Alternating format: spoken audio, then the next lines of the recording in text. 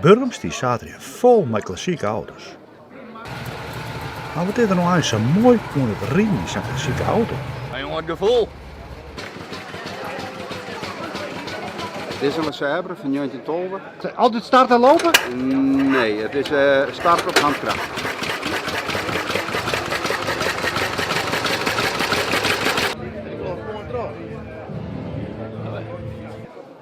Ja, zo zitten wij er ook in, hè? Ja, ook een vier. Wat voor auto is dit? Dit is een VW Bonito.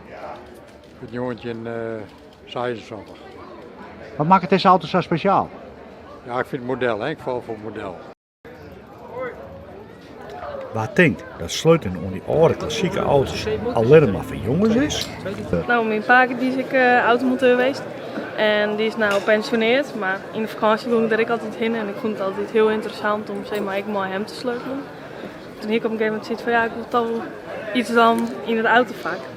Wat maakt het nou zo'n klassieke auto specialer dan de Hyundai'ske auto? Ja, ik vind het mooier. Ik omdat ze zeg maar meer gevoel bij de auto heeft, met cabareteurs uitstellen en dat soort dingen. Ik heb heel goed aan de auto kennen en jaren van oh, hij rijdt net goed of met hem krijg ik wat oors. Het is volle mooi om te sleutelen, vind ik.